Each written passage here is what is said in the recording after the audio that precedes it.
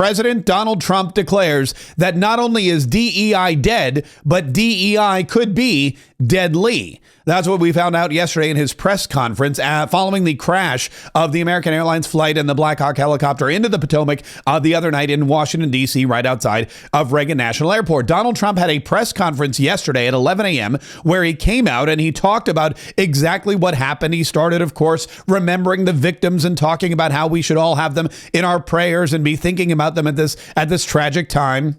We are one family, and today we are all heartbroken. We're all searching for answers. That icy Potomac, it was a cold night, cold water. We're all overcome with the grief for many who have so tragically perished, will no longer be with us. Together we take solace in the knowledge that their journey ended not in the cold waters of the Potomac, but in the warm embrace of a loving God. And then he took questions from the media. And of course, one of them is a question that he's received before. One of them is a question that was posed to Sean Duffy, the new transportation secretary, just hours after he took the job. One of them was a question posed, I believe, to Pete Hegseth as well. It's the big question that everyone had on their mind. Is it safe to fly? Should people be hesitant to fly right now? No, not at all. I do not hesitate to fly. This is something that it's been many years that something like this has happened.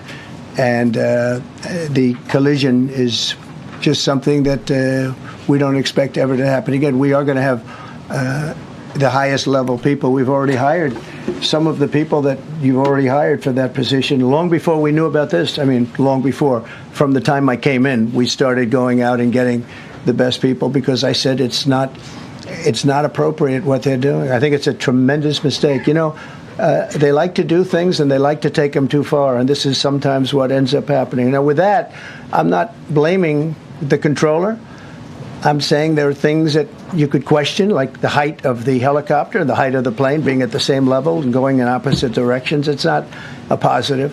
But no, we're already hiring people. No, flying is very safe. We have the safest flying anywhere in the world, and we'll keep it that way. And so Donald Trump started to introduce a new topic or a new, I guess you would say, course of conversation in the meeting. He said, look, we pray for the families. It's a terrible tragedy. It is safe to fly. We still have the best people in this country, but we need to make sure that we continue to have the best people in this country. And we need to make sure that we are hiring people based on merit. This led into a fiery discussion at times where Donald Trump was criticizing Joe Biden and his DEI philosophies and his DEI mandates that made America, in Donald Trump's opinion, in the opinion of many other people in the administration, less safe. And the FAA is not immune. Donald Trump read off an entire section from the website of DEI hiring practices at the FAA, including people with mental disabilities and physical disabilities and ailments that you would think might keep them out of a sensitive and highly important job, but that have been implemented by the Biden administration and that Donald Trump has recently, in fact, very recently, undone. The second day of his administration, he signed an executive order rolling back the DE&I and the FAA and going back to the philosophies and the I guess you would say agency standards that he had in his first term in office. Upon entering office, I signed something last week that was an executive order, very powerful, on restoring the highest standards of air traffic controllers and others, by the way. Then my administration will set the highest possible bar for aviation safety. We have to have our smartest people. It doesn't matter what they look like, how they speak, who they are. It matters intellect, talent, the word talent. They have to be talented, naturally talented geniuses. You can't have regular people doing that job. They won't be able to do it. But we'll restore faith in American air travel. And Donald Trump is saying, look, we need to reverse all of these DEI practices. And DEI really is the diversity, equity, and inclusion principles that have been put in place by the liberals and Joe Biden's administration are really doing the opposite of what they claim.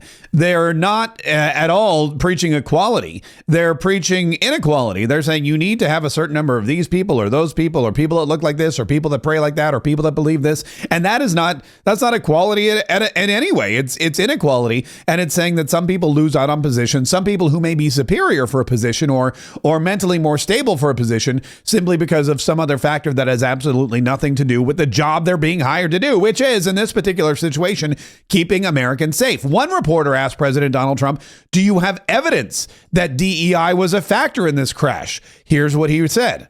Are you saying this crash was somehow caused and the result of diversity hiring? And what evidence have you seen to support these claims? It just could have been. We have a high standard. We've had a much higher standard than anybody else. And there are things where you have to go by brain power. You have to go by psychological quality. And psychological quality is a very important element of it. These are various very powerful tests that we put to use, and they were terminated by Biden. And Biden went by a standard that's the exact opposite. So we don't know, but we do know that you had two planes at the same level. You had a helicopter and a plane. That shouldn't have happened. And we'll see. We're going to look into that, and we're going to see. But certainly for an air traffic controller, we want the brightest, the smartest, the sharpest. We want somebody that's psychologically superior.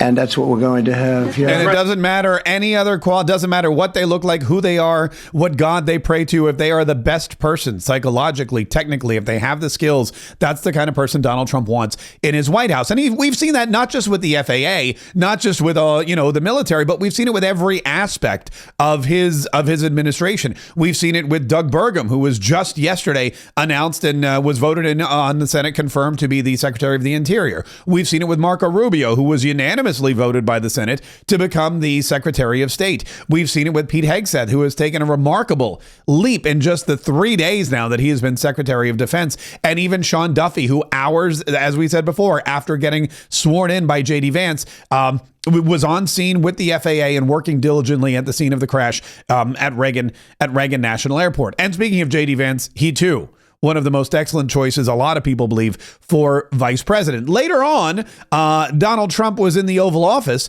and he continued to take questions. And again, this is something that is unique to Donald Trump, something that I'm going back 4 years. Something that Caroline Leavitt said in her first press briefing was, you will have unfettered access to the president. He will invite you into the Oval Office. He will take your questions. He will not run from you. He will not hide from you. And when he talks to you, he's not going to obfuscate or propagandize. He's going to tell you the truth. You ask him a question, you're going to get an answer. You may not like the answer, but it's the honest answer from President Donald Trump. No pre-planned lists of reporters to call on. No pre-planted questions and well-prepared answers. None of that. It's Donald Trump unfettered. It's Donald Trump unpolished and unfiltered. And that's something that the media, I don't think they wanted, but are never prepared for. And the Oval Office signing showed that. Donald Trump invited everyone in the Oval Office while he signed a very important order, and that was putting somebody in charge of the FAA, again, under all of this renewed scrutiny following the crash the other night. First is the formal commission appointing Chris Rochelot to be the Deputy Administrator of the Federal Aviation Administration. Right. And since the commissioner position since the administrator position is currently vacant, he will act as the administrator since he's now been appointed deputy. And he's a very capable guy. Extremely experienced in aviation and highly regarded in the industry and in government.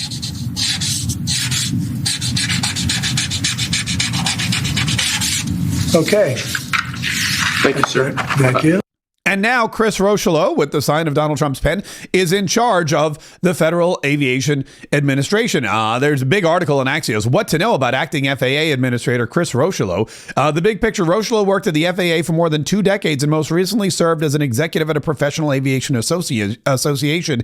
He'll be tasked with handling the immediate response to the collision on Wednesday night. Rochelot has experience in policy development, operations, national security, and crisis management. He will serve as until a Trump nominee is confirmed by the Senate at the next permanent administrator. His FAA roles included acting associate administrator for aviation safety, chief of staff, assistant administrator for policy, international affairs and environment, and executive director for international affairs. He's also directed the FAA's Office of Emergency Operations and Investigations. It is really something that is, again, if you're looking for a permanent solution, he'd be great. But in the interim, as the temporary chief. He's outstanding. People say he's an outstanding leader who will be a good fit for the FAA, good for aviation, and good for the country, especially at this challenging time. That was Ed Bolin, the NBAA CEO and president. He has demonstrated excellence at every level in the government, military, and aviation industry. So this is definitely a step up and a move in the right direction, and something Donald Trump has talked about when he talked about excellence in every aspect. The questions continued to come at Donald Trump in the Oval Office after signing that order, and the questions, of course, were still about DE&I and his comments about whether or not this accident, this deadly accident, which tragically killed 64 people aboard the commuter flight and 3 people aboard the military helicopter, could have been avoided had hiring practices been different. And here's what happened. Are you saying race or gender played a role in this tragedy? It may have. I don't know. Incompetence might have played a role. We'll let you know that. But we want the most competent people. We don't care what race they are. We want the most competent people, especially in those positions. And, you're talking about extremely complex things. And if they don't have a great brain, a great power of the brain, they're not going to be very good at what they do, and bad things will happen. And that's something that Donald Trump has always put forward in all of his companies and all of his corporations. He finds the biggest and the brightest and the best, and he puts them in charge, and he says, figure it out. And if they can figure it out, they get to move up the ladder. If they can't figure it out, well, then they move on and they're replaced with somebody else. This is something that the media is having a tough time comprehending, and they don't like, apparently, that Donald Trump came out so quickly with this idea that diversity, equity, inclusion, or incompetency for whatever reason was the reason for the crash. But if you think about it, if you use common sense, clearly something happened on one end, whether it was with the FAA licensed air traffic controller, whether it was with the helicopter pilot, all of these things, you have to look at every aspect of it and see where was the breakdown and why did that person break down if it was a single individual. If you aren't confident that DEI had any role, why bring it up? Well, all I'm talking about is competence. And we want in that particular position, we have to have the most competent people in our country because we're talking about lives. Yeah, and that is something that is truly scary. There are a lot of agencies out there that directly affect your life. When you get on a plane, and I believe and Sean Duffy said it best. He said when Americans get on planes at one airport, they should fully expect to get off the plane at their destination. There's no reason, there's no excuse for Americans to get on a plane in one city and not get off that plane in the city that they desire to land in. And that is a clear that has been a clear breakdown in this situation, and he's going to get to the bottom of it, and he's going to make sure that when Americans fly, when they go anywhere, they will see that they have the best and they have the safest and they have the most the least risky experience when it comes to air traffic and air travel. A couple of other things that happened yesterday. First of all, there were two. Well, you know what? Before we get to that, let me just wrap up one more thing with Donald Trump and the FAA and the plane crash and the diversity and equity and inclusion. Stephen Miller, who is Donald Trump's deputy chief of staff, was on one of the talk shows. I'm not sure which one, and he gave a really, I think, and he always gives a sharp response and really boils things down to what they need to be, explains things the way that it's easy for anyone to understand. And he said this about Donald Trump's comments and statements to the press yesterday. As President Trump said today, over the last 4 years, the FAA, the Federal Aviation Administration, and air traffic control under Joe Biden have been dedicated to a mission not of public safety, not of safe aviation, but of diversity, equity, and inclusion.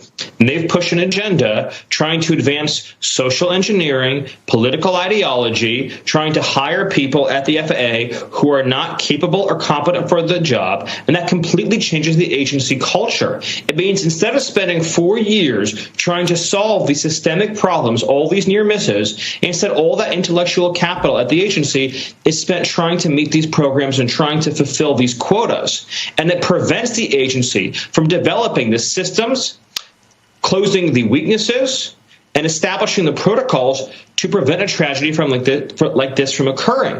And it's why President Trump, on just his second day in office, issued an order to re-implement his previous standards and then to declare that all DEI is ending and the agency shall put competence, quality, and qualification above all other considerations. And that will be the rule going forward. Competency, quality, and qualification seems again like a solid plan. Speaking of solid plans, there were three actual Donald Trump administrative appointees who were on Capitol Hill yesterday, and they were facing the Senate once again for their confirmation hearings. One was, of course, Robert F. Kennedy Jr., who was in his second day of Senate confirmation hearings. One was Tulsi Gabbard for DNI, the Director of National Intelligence, who had some fiery moments in her Senate confirmation hearing. And the other was Kash Patel, who was being vetted by the Senate to be the next director of the FBI. And he did a fantastic job. It did get heated. It did get fiery. There was a back and forth with Amy Klobuchar, which I thought was exceptionally well handled by the nominee, and it appears he will sail through easily to become the director of the FBI. But listen to what went down in the Senate yesterday. Did you say that the FBI headquarters should be shut down and reopened as a museum of the deep state? Mr. Chairman, are we allowed to go an extra time? Let's see. You get a second round. Before I call on Senator Lee. Could he just answer the question if he said that the FBI headquarters, where they investigate cybercrime and terrorism, should be shut down and open as a deep state? Mr. Chair. As a museum. Did he say that the headquarters should be shut down? Mr. Chair. I deserve an answer to that question. He is asking to be head of the FBI, and he said that their headquarters should be shut down. Mr. Chair, parliamentary inquiry. You got anything you want to say, Mr. Patel, before I go on to Senator Lee? Simply this. If the best attacks on me are going to be false accusations and grotesque mischaracterizations, the only thing this body is doing is defeating the credibility of the men and women at the FBI. I stood with them here in this country. In every theater of war we have, I was on the ground in service of this nation. And any accusations leveled against me that I would somehow put political bias before the Constitution are grotesquely unfair. And I will have you reminded that I have been endorsed by over 300,000 law enforcement officers to become the next director of the FBI. Let's ask them. There you go. And that was pretty much how it was handled throughout the afternoon. Kash Patel getting pointed questions from crazy liberals, especially Amy Klobuchar, who just seemed to become unhinged, and saying, look, I'm immensely qualified, and the attacks on me are unwarranted, and they're disgusting, and there's so many people that support me, and I'm highly qualified for this job. And one of the things he said, which really, one of the questions was, what makes you qualified for this job? He said, I have had the full weight of the United States government come down and attack me. And for that reason alone, I'm immensely qualified because I know it should never happen to anyone else again. There will be, of course, more hearings. There will be, of course, more information coming out, and we will be following them. There's also a brand new place on X, which is really interesting. The Oval Office and the president have done something which is, again, genius, number one. And, well, it really, I would say, well, it's good for America and it's good for Americans. It's bad for the mainstream media. And Stuart Varney was talking to Ari Fleischer about it. It's this new X account called Rapid Response, direct from the White House, where they try to immediately debunk the lies and the misinformation and the propaganda coming from the mainstream media. Trump's White House has rolled out a new social media account. It's got the Rapid Response account of the Trump White House. That's what it's called. And it plans to hold fake news accountable. What do you make of that, Ari? I love it. We are in a different era, Stuart. We're really in a time now where people in power, particularly the president, but all politicians, can communicate with people directly in a way they couldn't before. The mainstream media's strangle on the public is broken. It started to break in Trump's first term, and it's really gone now. I think the 2024 election showed that.